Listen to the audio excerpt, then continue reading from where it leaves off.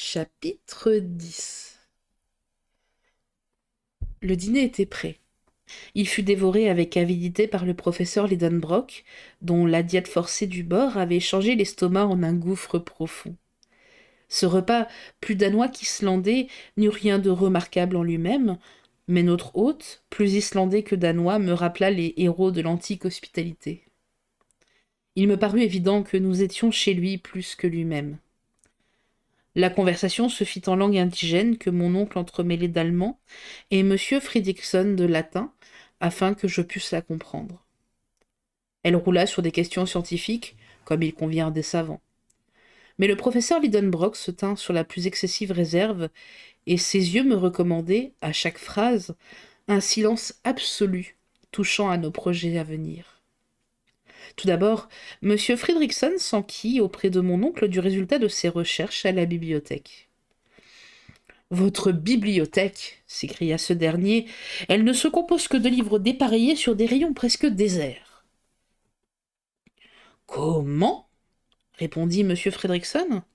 Nous possédons 8000 volumes, dont beaucoup sont précieux et rares. Des ouvrages en vieille langue scandinave et toutes les nouveautés dont Copenhague nous approvisionne chaque année. Où prenez-vous ces 8000 volumes? Pour mon compte. Oh, monsieur Lidenbrock, il court le pays. On a le goût de l'étude dans notre vieille île de glace. Pas un fermier, pas un pêcheur qui ne sache lire ou qui ne lise. Nous pensons que des livres, au lieu de moisir derrière une grille de fer, loin des regards curieux, sont destinés à s'user sous les yeux des lecteurs.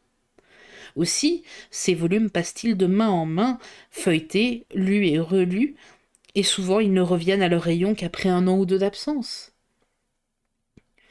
En attendant, répondit mon oncle avec un certain dépit, les étrangers... Que voulez-vous? Les étrangers ont chez eux leur bibliothèque, et avant tout, il faut que nos paysans s'instruisent. Je vous le répète, l'amour de l'étude est dans le sang islandais. Aussi, en 1816, nous avons fondé une société littéraire qui va bien.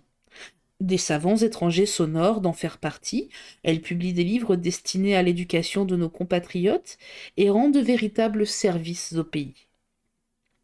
Si vous voulez être un de nos membres correspondants, monsieur Lidenbrock, vous nous ferez le plus grand plaisir. Mon oncle, qui appartenait déjà à une centaine de sociétés scientifiques, accepta avec une bonne grâce dont fut touché M. Fridriksson.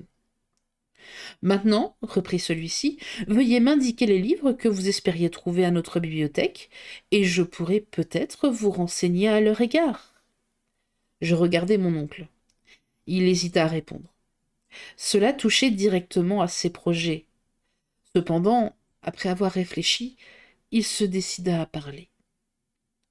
Monsieur Fridriksson, dit-il, je voulais savoir si, parmi les ouvrages anciens, vous possédiez ceux d'Arne Saknussemm. Arne Saknussemm? Répondit le professeur de Reykjavik. Vous voulez parler de ce savant du XVIe siècle, à la fois grand naturaliste, grand alchimiste et grand voyageur? Précisément. Une des gloires de la littérature et de la science islandaise? Comme vous dites. Un homme illustre entre tous, je vous l'accorde, et dont l'audace égalait le génie? Je vois que vous le connaissez bien. Mon oncle nageait dans la joie à entendre parler ainsi de son héros. Il dévorait des yeux M. Fridriksson.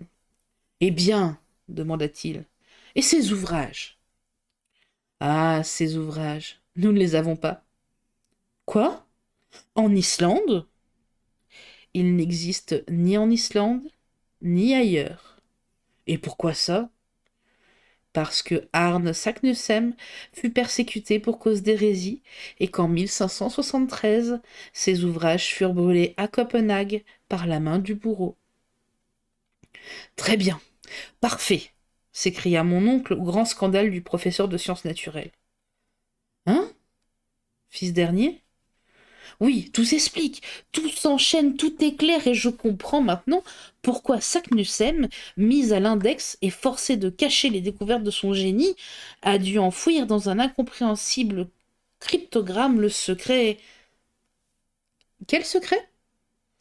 Demanda vivement Monsieur Fredrickson. Un secret qui. Dont. Répondit mon oncle en balbutiant. Est-ce que vous auriez quelques documents particuliers? Reprit notre hôte. Non, non, non, je ne fais que pure supposition. Bien, répondit Monsieur Fredrickson, qui eut la bonté de ne pas insister en voyant le trouble de son interlocuteur. J'espère, ajouta-t-il, que vous ne quitterez pas notre île sans avoir puisé à ses richesses minéralogiques. Certes, répondit mon oncle, mais j'arrive un peu tard. Des savants ont déjà passé par ici. Oui, monsieur Lidenbrock.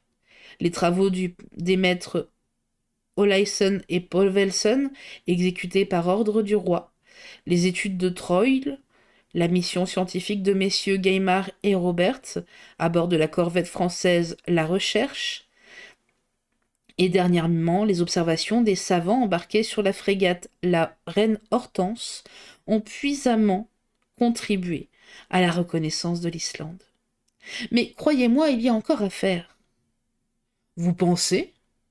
Demanda mon oncle d'un air bonhomme, en essayant de modérer l'éclair dans ses yeux. Oui, que de montagnes, de glaciers, de volcans à étudier qui sont peu connus. Et tenez, sans aller plus loin, voyez ce mont qui s'élève à l'horizon. C'est le Sneffels. Ah, fit mon oncle, le Sneffels. Oui, l'un des volcans les plus curieux et dont on visite rarement le cratère. Éteint? Oh, oui, éteint depuis 500 ans. Eh bien, répondit mon oncle, qui se croisait frénétiquement les jambes pour ne pas sauter en l'air, j'ai envie de commencer mes études géologiques par ce Sneffel, comment dites-vous? Sneffels, reprit l'excellent monsieur Fredrickson. Cette partie de la conversation avait eu lieu en latin. J'avais tout compris, et je gardais à peine mon sérieux, à voir mon oncle contenir sa satisfaction qui débordait de toutes parts. Il prenait un petit air innocent qui ressemblait à la grimace d'un vieux diable. Oui, fit-il, vos paroles me décident. Nous essaierons de gravir ce Sneffels, peut-être même d'étudier son cratère. Oh, je regrette bien, répondit M. Fredrickson, que mes occupations ne me permettent pas de m'absenter. Je vous aurais accompagné avec plaisir et à profit. Oh non, non, répondit vivement mon oncle. Nous ne voulons déranger personne. Monsieur Fredrickson, je vous remercie de tout mon cœur. La présence d'un savant tel que vous eût été utile, très utile, mais les devoirs de votre profession. J'aime à penser que notre hôte, dans l'innocence de son âme islandaise, ne comprit pas les grosses malices de mon oncle. Je vous approuve fort, monsieur Lidenbrock, dit-il, de commencer par ce volcan.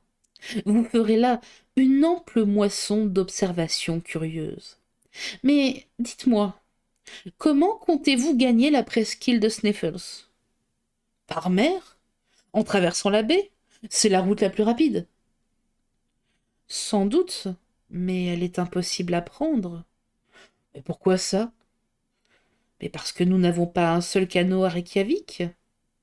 Diable!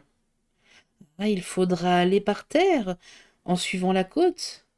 Ce sera plus long, mais plus intéressant. Bon, je verrai à me procurer un guide. J'en ai précisément un à vous offrir. Un homme sûr, intelligent. Oui, un habitant de la presqu'île. C'est un chasseur d'Eider, fort habile, et dont vous serez content. Il parle parfaitement le danois. Et quand pourrais-je le voir? Demain, si cela vous plaît. Et pourquoi pas aujourd'hui? C'est qu'il n'arrive que demain, voyez-vous. À demain, donc, répondit mon oncle avec un soupir. Cette importante conversation se termina quelques instants plus tard par de chaleureux remerciements du professeur allemand au professeur islandais. Pendant ce dîner, mon oncle venait d'apprendre des choses importantes, entre autres l'histoire de Saknussemm. La raison de son document mystérieux, comme quoi son hôte ne l'accompagnerait pas dans son expédition, et que dès le lendemain, un guide serait à ses ordres.